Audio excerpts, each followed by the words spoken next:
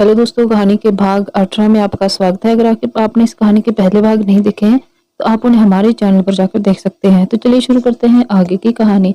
बाकी मैंने सोचा था कि शवि को आप ले जाना और ऋत्विक को मेरे लिए छोड़ देना, पर आपको भरोसा ही नहीं तो क्या फायदा। ठीक है, तो फिर उठते हुए चलती हूँ मैं, कहकर वो जाने को हुई तो आरुष जल्दी से खड़ा हो गया और बोला, रुकिए।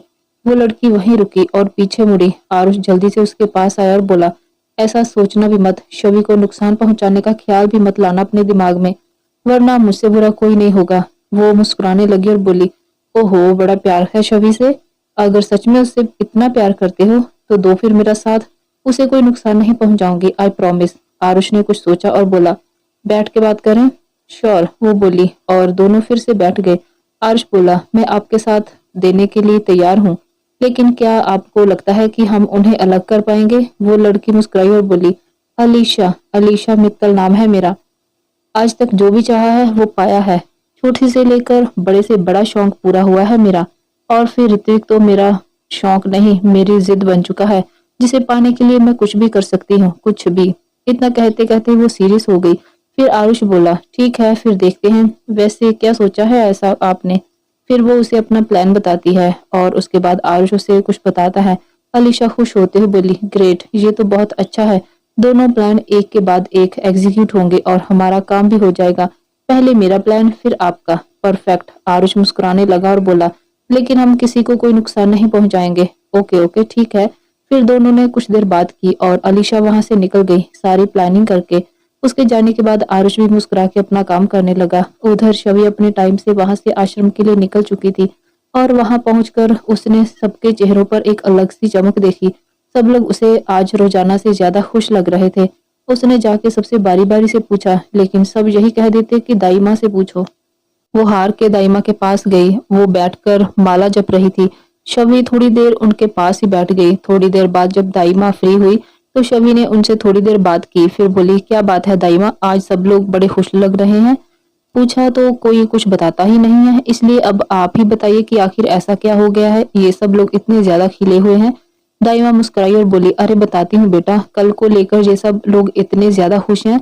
कल को लेकर, शवि ने हैरानी से पूछा। तो दाई माँ बोली, हाँ बेटा, कल कुछ होने वाला है, ऐसा सबको रिया ने बताया है। सबने पूछा भी कि आखिर क्या होने वाला है, तो वो बस इतना ही कहती है कि कोई सरप्राइज है, सबको मिलने वाला है कल।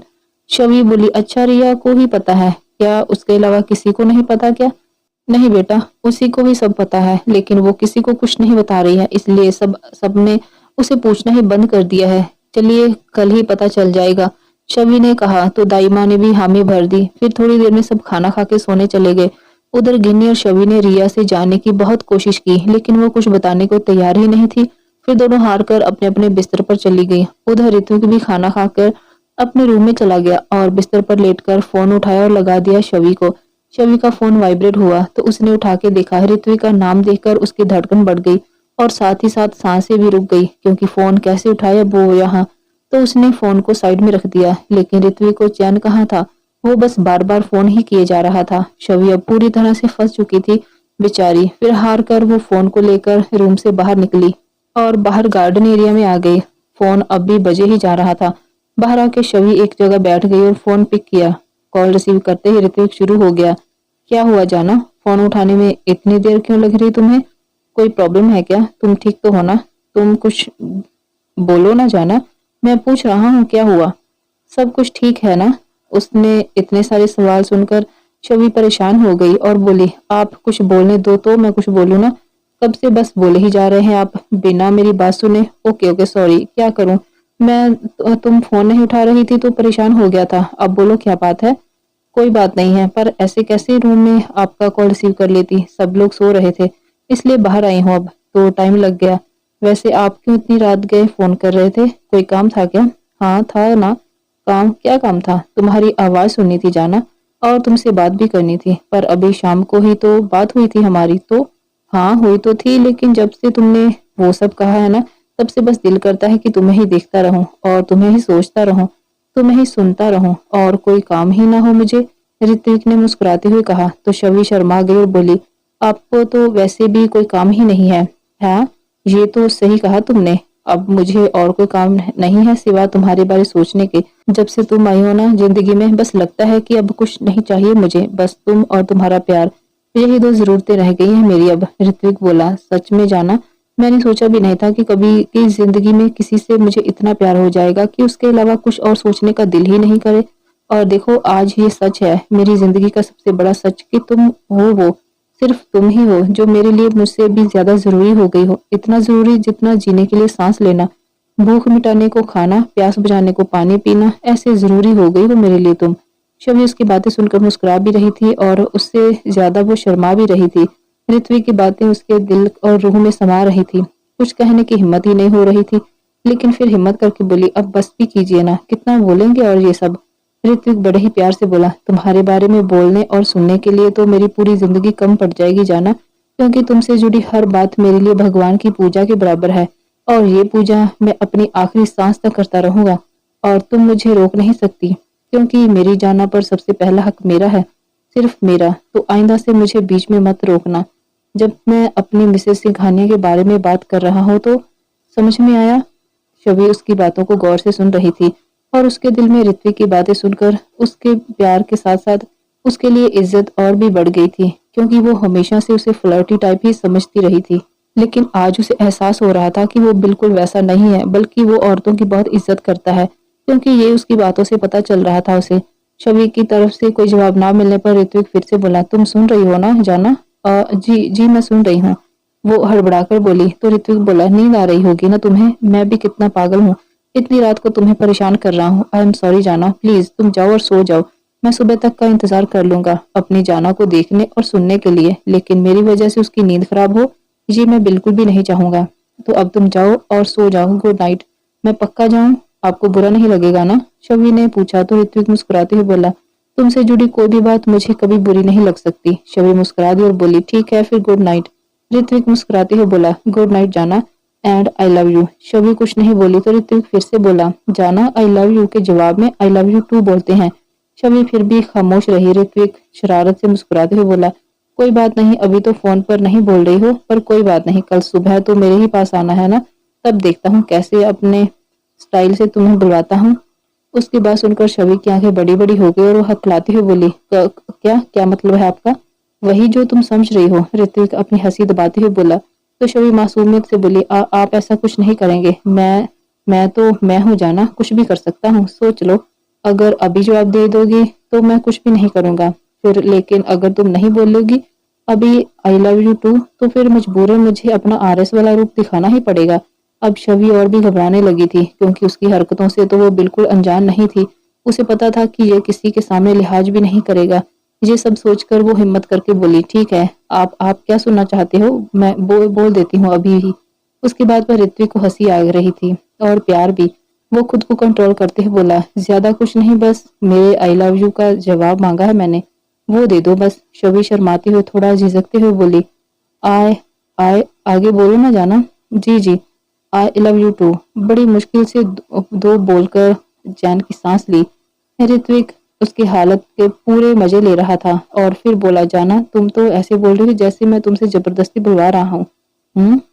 ऐसा कुछ नहीं है, वो बस मुझे शर्म आती है। और मुझसे किस बात की शर्म भला, मैं तो तुम्हारा ही हूँ, तुम्हारा मिस्टर एरोगेंट, और तुम मेरी जाना। तो फिर ये शर्म वरम को हटाओ हमारे बीच में से और जरा प्यार से बोल दो एक बार फिर से। शबी को पता था कि अब ऋत्विक उसे परेशान कर रहा है, तो उसने बिना कुछ कहे मुस्कुराकर फोन कट कर दिया। ऋत्विक को जब ये पता चला तो वो हंसने लगा और फोन की तरफ देखकर बोला, बड़ी जालिम हो जाना तुम, जानबूझ के मुझे अपने प्यार में दीवाना और दीवाना बनाए जा रही हो दिन पर दिन अपने इस मासूम सी हरकतों से। कोई ना, कल देखता हूँ कैसे बुलवाता हूँ तुमसे, वो भी प्यार से। इतना कहकर उसने फोन को किस किया और सो गया। अगली सुबह शबी अभी निकलने ही लगी थी कि रिया दौड़कर उसके पास आई और बोली, शबी आज शाम को जल्दी आ जाना प्लीज, वो सरप्राइज सबको शाम को ही मिलेगा, तो लेट मत होना आज। लेकिन मैं टाइम से पहले कैसे आ सकती हूँ रिया, 8 बजे का टाइम है मेरा, तुम जानती हो ना। हाँ लेकिन तुम कह देना कि कोई काम है। कुछ नहीं कहेंगे वो, प्लीज मेरे लिए, रिया मासूमियत से बोली। तो शबी उसके गाल को प्यार से छूकर बोली, अच्छा ठीक है बाबा, आ जाऊंगी, और कुछ?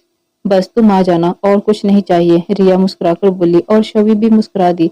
फिर वो वहां से निकल गई सिंघानिया कुंज के लिए। वहां पहुंचकर वो ऑटो से उतरी और अंदर गई। अंदर गेट से थोड़ा सा आगे आते ही किसी ने उसे एक तरफ खींच लिया और उसके मुंह पर हाथ रख दिया, जिस वजह से वो चिल्ला भी नहीं पाई।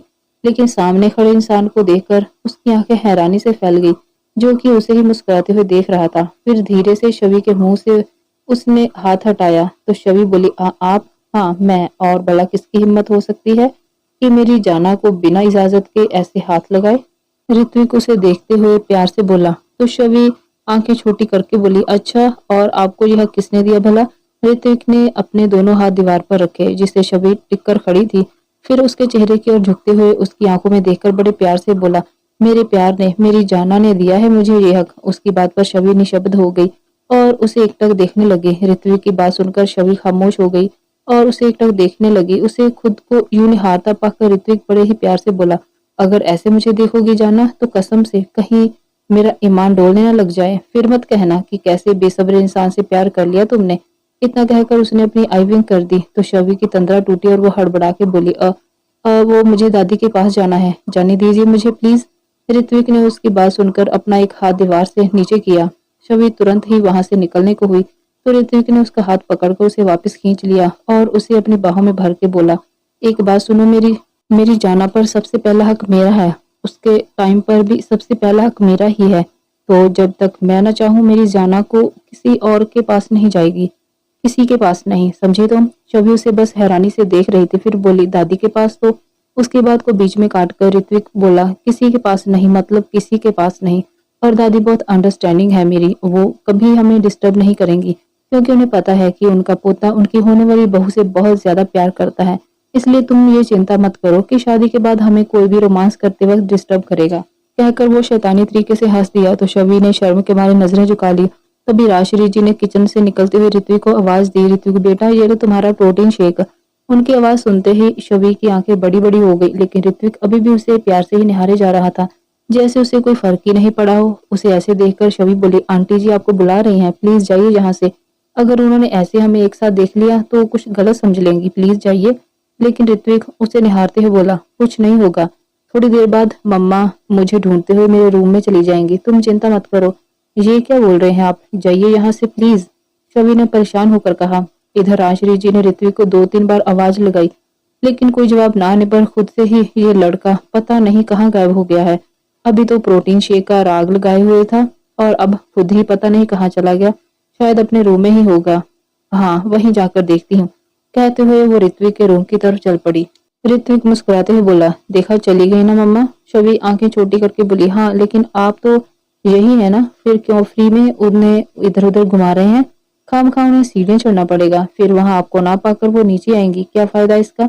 उसकी बातें सुनकर ऋत्विक हंसते हुए बोला, अरे वाह ये सही है, मतलब सामने आपके चाहने वाले खड़े हैं, उसकी आपको कोई फिक्र नहीं है, लेकिन अपनी होने वाली सासू माँ की कितनी परवाह है। ये तो गलत बात है जाना, मुंह बंद कीजिए अपना और हटिए जहाँ से, मुझे जाने दीजिए। शवि ने उसे दूर हटाने के लिए अपने हाथों से उसे पुश करना चाहा तो ऋत्विक ने उसका हाथ पकड़ लिया और बोला, तुम ना बहुत ज्यादा जालिम हो जाना, तुम्हें मेरे अलावा सबकी फिक्र रहती है। मैं यहाँ कल रात से तुम्हें देखने को तरस रहा हूँ और तुम मुझे बस खुद से दूर भेजने के बहाने ढूंढती रहती हो। उसकी बात पर शवि ने नजरें झुका ली और बोली, प्लीज जाने दीजिए ना मुझे, दादी की दवाई का टाइम हो जाएगा। उसकी बात पर ऋत्विक ने उसे छोड़ दिया और बोला, ठीक है जाओ अभी के लिए, लेकिन याद रखना तुम्हारी मंजिल तो मैं ही हूँ, रास्ते चाहे कोई भी हो। शवि ने एक नजर उसे देखा और वहां से चली गई। हालांकि उसके चेहरे पर ऋत्विक की बातों से एक स्माइल जरूर आ गई थी। ऋत्विक भी मुस्कुरा दिया और जेब से फोन निकाल कर फोन मिलाया और बोला, हाँ अंबर सारी तैयारी हो गई है ना? दूसरी तरफ से कुछ आवाज आई तो ऋत्विक मुस्कुराने लगा और बोला, वेरी गुड, अब मुझे बस शाम का इंतजार है। शाम को जब मैं अपनी जाना के चेहरे पर वो खुशी देखूंगा तो सच में मुझे बहुत अच्छा लगेगा। उसकी बात पर अंबर मुस्कुरा दिया। फिर दोनों ने कुछ देर बातें की और फिर फोन कट करके ऋत्विक हॉल में आके बैठ गया। तभी राजश्री जी वहां आई और ऋत्विक को देखकर बोली, अरे चीकू बेटा तुम तो यहाँ नहीं थे, तुम्हें ढूंढते हुए तुम्हारे रूम में भी गई थी मैं, कहाँ गायब हो गए थे अचानक से? ऋत्विक मुस्कुराते हुए बोला, वो मम्मा मैं एक्चुअली बाहर गार्डन में गया था। ओह अच्छा ठीक है, ये लो तुम्हारा प्रोटीन शेकर। उसे शेकर देते हुए वो बोली। ऋत्विक ने शेकर पकड़ा और आश्री जी वहां से किचन में चली गई। ऋत्विक शेखर को देखते हुए मुस्कुराकर बोला, वैसे मुझे अब इस प्रोटीन की कोई जरूरत नहीं है मम्मा, क्योंकि मुझे तो मेरे सारे न्यूट्रिएंट्स मिल चुके हैं मेरी जाना को देखकर। फिर भी अब इसे वेस्ट नहीं करना चाहिए तो इसे पी ही लेता हूँ। कहकर उसने प्रोटीन शेक पी लिया। ऐसे ही शाम हो गई और शबी दादी के पास बैठी हुई थी। उसने टाइम देखा तो 6 बज रहे थे। वो दादी से बोली, दादी माँ मुझे आज जल्दी घर जाना था, कुछ जरूरी काम है तो क्या मैं। दादी मुस्कुराकर बोली, क्या शबी बेटा, इतनी सी बात कहने में क्या हिचकिचा रही हो भला। सीधे सीधे बोलो कि तुम्हें जाना है, मैं कहाँ मना करने वाली हूँ तुम्हें। तुम जाओ, और वैसे भी अब मैं बिल्कुल फिट एंड फाइन हूँ, तो मेरी चिंता मत करो, ठीक है। शबी मुस्कुरा दी और उनकी बात पर और बोली, और पक्का आप आज रात के लिए मैनेज कर ले गए ना। अरे हाँ मेरी प्यारी सी गुड़िया, दादी ने मुस्कुराते हुए उसके सर पे हाथ रखा। तो शबी मुस्कुरा दी और फिर थोड़ा सीरियस होकर बोली, वो तो ठीक है, लेकिन आप फायदा मत उठाइएगा मेरे ना होने का, समझ गए आप। दादी उसकी बात पर जोर से हंसने लगी और बोली, जो आज्ञा मेरी प्यारी सी फुलझड़ी। फुलझड़ी? शबी हैरानी से बोली। तो दादी बोली, हाँ वो दिवाली आ रही है ना। तो कहते कहते वो रुक गई और अपने माथे पर हाथ रखकर बोली, लो दिवाली से याद आया कि परसों तो करवा चौथ है, कितनी सारी तैयारियां करनी है राजश्री के लिए मुझे, लेकिन मैं बिल्कुल ही भुलक्कड़ होती जा रही हूँ मैं। दादी के मुंह से करवा चौथ का व्रत का नाम सुनते शबी के चेहरे पर एक हल्की सी स्माइल और चमक आ गई। फिर वो दादी से बोली, कोई बात नहीं दादी माँ, अभी कल का सारा दिन पड़ा है ना, तो सब हो जाएगा। हाँ लेकिन उसके लिए मुझे सरगी का सारा सामान लेने जाना है। तो उसके बाद पूरी होने से पहले ही शबी बोली, तो कोई बात नहीं ना, मैं आपकी हेल्प कर दूंगी दादी, सब हो जाएगा, चिंता मत कीजिए आप, बस रिलैक्स हो जाइए। उसके बाद पर दादी थोड़ी रिलैक्स हो गई और बोली, ठीक है, अगर तुम आश्वस्त करती हो तो मुझे अब चिंता करने की कोई जरूरत नहीं है। उनकी बात पर शबी मुस्कुरा दी और बोली, चलती हूँ। फिर ठीक है बेटा, ध्यान से जाना जी, कहकर शबी वहां से निकल गई। थोड़ी देर में वो आश्रम पहुंची तो सब लोग बहुत एक्साइटेड लग रहे थे, खासकर बच्चे। शबी ने जाके रिया से पूछा कि अब तो बताओ कि क्या सरप्राइज है। रिया मुस्कुराई और बोली, बस 5 मिनट और फिर सब पता चल जाएगा, ठीक है। तभी आश्रम के बाहर एक बड़ी सी गाड़ी आके रुकी और उसमें से एक लड़का निकला और अंदर आया। उसे देखते ही शबी हैरानी से बोली, अंबर जी आप यहाँ। अंबर उसके पास आया और मुस्कुरा के बोला, जी मैं यहाँ, मिस ब्यूटीफुल आइए। उसके बाद पे शबी मुस्कुरा दी और बोली, आइए मैं अंदर। अंबर तुरंत बोला, नहीं नहीं अंदर नहीं, बाहर चलिए, आप सब और गाड़ी में बैठिए। सब उसे हैरानी से देखने लगे। तो शबी बोली, मतलब कि गाड़ी में बैठे सब लोग क्या। अंबर मुस्कुरा दिया। तो रिया बोली, अरे शबी गाड़ी में बैठेंगे सब लोग तभी तो सरप्राइज मिलेगा ना, क्योंकि वो सरप्राइज हमारे पास नहीं आ सकता, हमें ही जाना पड़ेगा उसके पास, इसलिए सब लोग बैठे जल्दी से। इस उसके इतना कहते ही सारे बच्चे भागते हुए आए और गाड़ी में बैठ गए। उन्हें देखकर सब मुस्कुरा दिए। अंबर शबी से बोला, चलिए ना शबी जी, देर हो रही है। उसके बाद पर शबी ने हाँ में गर्दन हिलाई, लेकिन वो अभी भी बहुत कंफ्यूज लग रही थी। तभी रिया और गिनी ने उसे दोनों साइडों से पकड़ा और बाहर की ओर चल दी। सब लोग गाड़ी में बैठ गए, लेकिन शबी जो कि लास्ट में चढ़ने जा रही थी कि किसी ने उसे हाथ से पकड़कर उसे साइड में कर लिया। शबी हैरान रह गई, लेकिन जब सामने ऋत्विक को देखा तो उसकी जान में जान आई, लेकिन वो गुस्सा करते हुए बोली, ये क्या तरीका है, अभी हार्ट फेल हो जाना था, ऐसे कोई खींचता है भला। उसकी बात पर ऋत्विक हंस दिया और उसके चेहरे को हाथों में लेकर बोला, अरे अरे जाना, मुझे मारने का इरादा है क्या। तुम्हारे हार्ट में तो मैं रहता हूँ ना, तो उसे फेल करोगी तो मतलब मेरी सांसें फेल हो जाएंगी। उसकी बात पे शबी ने उसके मुंह पर हाथ रख दिया और बोली, ऐसे बात दोबारा मत कीजिएगा प्लीज, ठीक है नहीं बोलूंगा। ऋत्विक ने उसके हाथ को थामते हुए कहा। तभी शबी को गाड़ी चलाने की आवाज आई तो उसने उस तरफ देखा और बोली, ओह ओ नो, वो गाड़ी तो चली गई, मुझे भी जाना था उनके साथ, आपकी वजह से मैं रह गई, अब क्या करूं मैं। उसकी मासूम सी शक्ल देखकर ऋत्विक मुस्कुरा दिया। उसे ऐसे मुस्कुराते देखकर शबी बोली, आपको बड़ी हंसी आ रही है, मुझे भी जाना था उन लोगों के साथ, अब मैं कैसे जाऊंगी अकेले। ऋत्विक मुस्कुराया और बोला, अरे जाना, तुम तो ऐसे घबरा रही हो मुझसे जैसे मैं तुम्हें किडनैप करके ले जा रहा हूँ। उसकी बात पर शबी ने उसे हैरानी से देखा तो बोला, अरे वैसे भी अगर तुम्हें किडनैप करके लेके भी जाऊंगा ना, तो ऐसी जगह ले जाऊंगा जहाँ सिर्फ तुम हो मैं हूँ। और उसने अपनी बात अधूरी छोड़ दी तो शबी बोली, और ऋत्विक ने प्यार से निहारते हुए कहा, हमारा प्यार, बस और कोई नहीं होगा हमारी उस छोटी सी खूबसूरत सी दुनिया में, और ना ही किसी को इजाजत होगी वहां आने की। शबी उसकी बात पर शर्मा दी और नजरें झुका ली। ऋत्विक मुस्कुरा दिया और बोला, तुम्हारी इसी हया पर तो मुझे और भी ज्यादा प्यार आता है जाना, चुप कीजिए अब, कितना बोलते हैं आप। शबी झूठा गुस्सा दिखाते हुए बोली। तो ऋत्विक कुछ नहीं बोला, बस उसे प्यार से निहारने लगा। शबी फिर बोली, अब बोलिए क्या करूं मैं, अब कैसे जाऊं, मुझे तो पता भी नहीं कि वो लोग कहाँ जाने वाले हैं, और मेरे पास तो कोई ट्रांसपोर्ट भी नहीं है, क्या करूं अब। ऋत्विक उसे शांत कराते हुए बोला, अरे अरे जाना, ये ना चीज किस दिन काम आएगा भला, चलो मैं पहुंचाता हूँ तुम्हें, पता है मुझे कहाँ जाने वाले थे वो। शबी खुश होते हुए बोली, क्या सच में आपको पता है, तो खड़े क्यों हैं, चलिए जल्दी से। हाँ, कहीं हम लेट ना हो जाएं, क्योंकि मैं रिया का सरप्राइज मिस नहीं करना चाहती। इतना कहकर वो बिना उसकी बात सुने गाड़ी में जाके बैठ गई। उसके जाते ही ऋत्विक मुस्कुराते हुए खुद से ही बोला, वाह ऋत्विक बेटा, सरप्राइज तुम्हारा और नाम साली साहिबा का हो रहा है। फिर शबी की तरफ देखकर प्यार से बोला, डोंट वरी जाना, तुम्हारे पहुंचने से पहले सरप्राइज रिवील नहीं होगा, क्योंकि खास तुम्हारे लिए ही तो कर रहा हूँ ये सब, तो तुम तो चीफ गेस्ट हो। उसे खुद से बातें करता देख शबी ने विंडो का ग्लास नीचे किया और बोली, देखिए खुद से बातें बाद में कर लेना, पहले जरा आके गाड़ी चलाइए, मुझे लेट हो रहा है। ऋत्विक उसकी बात पर मुस्कुरा दिया और जाके गाड़ी में बैठ गया। थोड़ी देर में ही वो लोग उस जगह पर पहुंच गए। वहां सब लोग पहले ही पहुंच चुके थे। शबी जल्दी से कार से नीचे उतरी और सब लोगों के पास आ गई। ऋत्विक भी कार से उतरा और अंबर के साथ जाके खड़ा हो गया। सब लोग हैरानी से इधर उधर देख रहे थे। शबी में रिया से पूछा कि वो सबको यहाँ क्यों लाई है और क्या सरप्राइज है आखिर जो वो सबको दिखाना चाहती है। यहाँ तो सिर्फ ये एक बंगलों की जैसी एक बिल्डिंग है बस। रिया मुस्कुराकर बोली, बस अभी पता चल जाएगा। तभी ऋत्विक चल के दाइमा के पास गया और बोला, दाइमा, अंबर ने बताया था कि आपको कि एक सरप्राइज है आप सबके लिए। दाइमा बोली, हाँ अंबर ने बताया तो था उस दिन जब वो आया था आश्रम आपकी तरफ से डोनेशन देने, लेकिन क्या सरप्राइज है ये नहीं बताया था। ऋत्विक मुस्कुराकर बोला, वो तो अब पता चलेगा ना। कहकर उसने अंबर को इशारा किया तो उसने आके एक रिमोट थमा दिया। ऋत्विक को रिमोट लेकर ऋत्विक बोला, तो आप सब तैयार हैं सरप्राइज के लिए। सारे बच्चे जोर जोर से बोले, यस। छवि हैरान सी खड़ी बस देख रही थी, क्योंकि वो तो रिया के सरप्राइज का वेट कर रही थी, लेकिन सरप्राइज ऋत्विक देने वाला है ये उसे अभी पता चला। तभी ऋत्विक ने मुस्कुराते हुए रिमोट का बटन प्रेस किया तो उस इमारत के गेट के ऊपर से लगे हुए बोर्ड पर से जैसे ही कर्टन हटा, सबकी आंखें फटी की फटी रह गई, क्योंकि वहां लिखा था, ममता की शाम। सब लोग बिना पलकें झपकाए बस एकटक उधर देखे जा रहे थे। कुछ पल के बाद ऋत्विक ने चुप्पी तोड़ते हुए दाइमा से पूछा, कैसा लगा सरप्राइज दाइमा। दाइमा ने एकदम से उसकी ओर देखा और बोली, ये सब क्या है बेटा। आप सबका नया घर और क्या, लेकिन इसकी क्या जरूरत है। हम लोग वहां रह तो रहे थे ना, तो फिर रह तो रहे थे, पर आप लोग, लेकिन अब वो जगह आप सबके लिए काफी नहीं थी, ये मैं जानता हूँ, और शायद आप भी, लेकिन आप लोग अपनी प्रॉब्लम कहाँ शेयर करते हो किसी के साथ, है ना। दाइमा उसकी बात को हैरानी से सुन रही थी। ऋत्विक फिर बोला, और वैसे भी वो जगह काफी पुरानी हो गई थी, तो उसे रेनोवेट कराने से अच्छा मुझे यही लगा।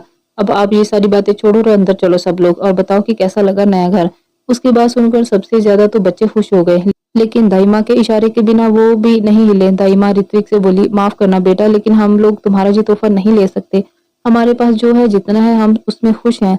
उनकी बात पूरी होने से पहले ऋत्विक ने अपना फोन निकाला और बोला, पता था मुझे कि आप मेरी बात तो मानेंगे ही, मानने से रही, इसलिए ये लीजिए, दादी से बात कीजिए। सब लोग उसे हैरानी से देखने लगे तो वो बोला, पहले बात कीजिए, फिर सब लोग मुझे बाद में घूर लेना।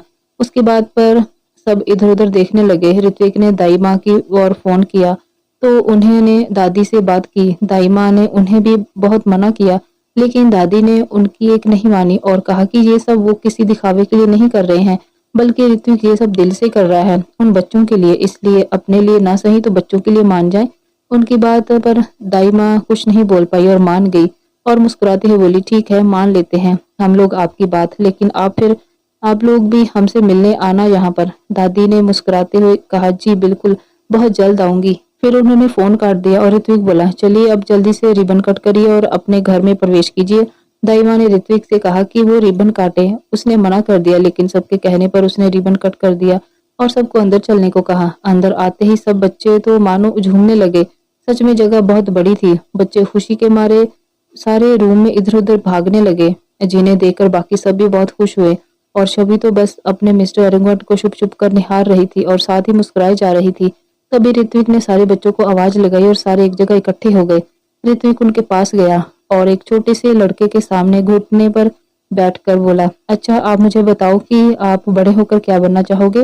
वो बहुत खुश होकर बोला, मैं ना बड़ा होकर आपके जैसा बड़ा सा बिजनेसमैन बनना चाहता हूँ, ताकि मेरे पास भी बहुत से पैसे आए और मैं भी आपकी तरह सबकी मदद कर सकूं। उसकी बात सुनकर सब लोग मुस्कुराने लगे। ऋत्विक बोला, अच्छा तो बिजनेसमैन बनने के लिए तो बहुत ज्यादा पढ़ना भी पड़ता है, ये भी पता होगा आपको। वो मुस्कुराते हुए बोला, हाँ मैं रोज स्कूल जाता हूँ और पढ़ता भी हूँ दिल लगा के। ऋत्विक मुस्कुराया और बोला, लेकिन जिस स्कूल में तुम लोग जाते हो वहां बिजनेसमैन बनने की पढ़ाई तो कराई ही नहीं जाती। फिर उसकी बात पर सारे बच्चे सोच में पड़ गए और वो लड़का बोला, अच्छा तो फिर मैं कैसे बनूंगा आपकी तरह। ऋत्विक उसके गाल को छूकर बोला, मेरे पास एक आइडिया है, अगर आप मानो तो। कैसा आइडिया? सब बच्चे एक्साइटेड होके बोले। तो ऋत्विक बोला, आइडिया ये है कि आप लोग उस स्कूल में पढ़ने जाओ जहाँ अच्छी वाली पढ़ाई होती है, यानी कि बड़े वाले स्कूल में। बड़ा स्कूल? सब एक साथ बोले। बड़ा स्कूल। बोलो, जाना चाहते हो तुम सब बड़े स्कूल में? यस, सारे बच्चे बोले। सब लोग ऋत्विक को हैरानी से देख रहे थे। वो खड़ा होकर दाइमा के पास आया और बोला, अब ये सब बच्चे सरकारी स्कूल में नहीं बल्कि प्राइवेट स्कूल में पढ़ेंगे। उसकी बात सुनकर सब हैरान हुए। कोई कुछ बोलता उससे पहले ही ऋत्विक बोला, इनकी पढ़ाई, फीस, यूनिफॉर्म और बुक्स और इसके अलावा जो भी कोई खर्चा होगा वो सिंघानिया फंड से जाएगा। और तो और इनकी वैन का खर्च भी, और सब बस इन्हें भेजने की तैयारी कीजिए आप। और अब इस बारे में कोई बात, यहाँ कोई बहस नहीं होगी। कहकर वो बिना किसी की बात सुने रिया के पास गया और बोला, रिया जी, अब इतनी सारी खुशियां आई हैं तो कम से कम मुंह तो मीठा करवा दीजिए। रिया मुस्कुराई और बोली, अभी लाती हूँ। वो वहां से गई और ऋत्विक दाई माँ के पास जाके बोला, ये दोनों बातें सिर्फ यहाँ मौजूद लोगों तक ही रहनी चाहिए, और ये आश्रम आपने खुद बनवाया है, ठीक है ना? उसके बाद सुनकर दाई माँ मुस्कुराई और उसके सर पर हाथ रख के बोली, खुश रहो बेटा, तुम्हें जो चाहिए वो सब मिले। उनकी बात पर ऋत्विक ने एक नजर शवि को देखा और मुस्कुरा के बोला, सब नहीं दाई माँ, मुझे सिर्फ एक ही इच्छा पूरी करनी है अपनी, जिसमें मेरी सारी दुनिया समाई हुई है, बस वो मिल जाए और कुछ नहीं चाहिए। उसकी बात सुनकर शवि ने नजरें झुका ली और ऋत्विक मुस्कुरा दिया। दाई माँ ने उसे आशीर्वाद दिया। रिया ने सबका मुंह मीठा करवाया। सब लोग बहुत खुश थे, खासकर बच्चे। उन्हें तो दो दो खुशियां मिल गई थी आज। सब लोग बिजी थे, कोई इधर उधर घूमकर पूरी जगह का मुआयना कर रहा था, कोई कुछ कर रहा था। शवि बच्चों के साथ मस्ती कर रही थी। तभी वहां ऋत्विक आया और शवि की नजर मस्ती करते करते उस पर पड़ी, तो वो उसके पास आई और मुस्कुरा के बोली, थैंक यू सो मच, आपने इतना कुछ किया बच्चों के लिए, सोच भी नहीं सकते थे हम। ऋत्विक कुछ बोला नहीं। उसने शवि का हाथ पकड़ा और उसे साथ ले जाने लगा। अरे अरे, कहाँ ले जा रहे हो आप मुझे? बच्चे देख रहे हैं। ऋत्विक ने मुड़ के देखा, बच्चों को देखा जो कि उन्हें ही देख रहे थे। वो उनके पास आया और बोला, बच्चों, आप लोगों को कोई प्रॉब्लम तो नहीं है ना अगर मैं आपकी दीदी को कुछ देर के लिए ले जाऊं तो? वो क्या है ना कि मुझे इन्हें अच्छे से समझाना है कि आप लोगों को स्कूल में क्या क्या और कैसे कैसे करना है। आपकी दीदी बहुत होशियार है ना, तो मैं इन्हें सब समझा दूं। सब लोग हंसने लगे और एक छोटी लड़की बोली, हाँ भैया, आप इन्हें सब समझा दो। उसके मुंह से भैया सुनकर शबी की हंसी छूट गई और ऋत्विक हैरान रह गया। उसने शबी को घूरा तो उसने अपनी हंसी दबा ली। फिर ऋत्विक ने उस लड़की को गोद में उठाया और बोला, बेटा, भैया नहीं हूं मैं। तो फिर क्या है आप, और कौन है? वो मासूमियत से बोली। तो ऋत्विक बोला, मैं आपको बताता हूँ, लेकिन वो बात सिर्फ आपके और मेरे बीच ही रहेगी, हमारा सीक्रेट है, ठीक है ना? उसने सिर हिलाया तो ऋत्विक उसके कान में धीरे से बोला, बहुत जल्द आप मुझे भैया नहीं बल्कि जीजू बुलाओगे। वो धीरे से हैरानी के साथ बोली, लेकिन जीजू तो दीदी के उनको कहते हैं ना? तो फिर ऋत्विक धीरे से बोला, बिल्कुल सही कहा आपने, मैं भी बहुत जल्द आपकी दीदी का उनको बनने वाला हूँ। लेकिन ये बात किसी को मत बताना, ये सरप्राइज है, ठीक है? एक और सरप्राइज? वो खुश होके बोली। तो ऋत्विक ने उसे हाई फाई दिया। उन दोनों की खुसर फुसर देखकर शवि बोली, ये क्या खिचड़ी पका रहे हो आप दोनों? शालू, आप भी बताओ ना। शालू मुंह पर उंगली रखते हुए बोली, सॉरी दीदी, ये हम दोनों का टॉप सीक्रेट है। उसकी बात पर शवि ने उसे घूरा तो ऋत्विक ने उसे देखकर आईविंग कर दी। ऋत्विक ने उसे आईविंग की तो शवि ने मुंह दूसरी ओर कर लिया। ऋत्विक ने मुस्कुराकर शालू को नीचे उतारा और बोला, अच्छा बेटा, अब आप लोग मस्ती करो, मैं जाता हूँ आपकी दीदी को सब समझाने, ठीक है? सब बच्चे फिर से मस्ती करने लगे और ऋत्विक फिर से शवि के पास आया और बोला, चलो जाना। लेकिन कहाँ? आपको जो भी समझाना है यही बता दीजिए ना। ऋत्विक उसकी तरफ थोड़ा सा झुक के बोला, अच्छा, सोच लो जाना, फिर तुम ही कहोगे कि बच्चों का भी लिहाज नहीं है मुझे। क्या क्या मतलब है आपका? मतलब अभी समझाता हूँ, कहकर उसने शवि का हाथ पकड़कर उसे अपने करीब खींच लिया। उसके ऐसा करने से शवि एकदम से हड़बड़ा गई और उसे हैरानी से देखने लगी। फिर धीरे से बोली, ये क्या कर रहे हैं आप? बच्चे हैं यहाँ पर, क्या सोचेंगे वो? छोड़िए मुझे। हाँ, तो मैंने तो पहले ही कहा था कि चलो अब मेरे साथ, लेकिन तुम्हें ही प्रॉब्लम थी। अब मैं क्या करूं? मैंने तो सिर्फ अपनी जाना की बात मानी है, अब मैं भला कैसे टाल सकता हूँ तुम्हारी कोई बात? ऋत्विक शरारत से बोला तो शवि से घूरते हुए बोली, बहुत खराब हैं आप सच में। ऋत्विक हंसते हुए बोला, अच्छा, अब खराब हूँ या ठीक हूँ, जैसा भी हूँ तुम्हारा ही हूँ, तो अपनी पूरी जिंदगी इसी खराब प्रोडक्ट के साथ गुजारनी होगी तुम्हें। उसकी बात पर शवि खामोश हो गई। फिर थोड़ा सीरियस होकर बोली, वैसे आपको इतना सब करने की क्या जरूरत थी? हम सब खुश थे वहां पर, किसी को कोई परेशानी नहीं थी, तो खामखा आपने ये सब किया। उसकी बात पर ऋत्विक मुस्कुराया और उसने शवि का हाथ पकड़ा और उसे दूसरी ओर ले जाने लगा। लेकिन इस बार शवि ने कुछ नहीं कहा, वो भी उसके साथ चल दी। ऋत्विक उसे बैकयार्ड में लेकर गया और उसके चेहरे को अपने दोनों हाथों में थाम कर बोला, एक बात बताओ, तुम्हें ये नया घर पसंद आया? शबी ने हाँ में सिर हिलाया तो ऋत्विक प्यार से उसे निहारते हुए बोला, बस फिर मुझे इसकी कीमत वसूल हो गई। उसकी बात पर शबी उसे हैरानी से देखने लगी तो वो बोला, हाँ और नहीं तो क्या। तो दोस्तों ये थी आज की कहानी। आगे कहानी में क्या होगा जानने के लिए देखिए कहानी का अगला भाग। आपको ये कहानी कैसी लगी कमेंट बॉक्स में जरूर बताएं। वीडियो को लाइक शेयर करें, चैनल पर नए हैं तो चैनल को सब्सक्राइब जरूर करें। मिलते हैं अगले भाग में। धन्यवाद।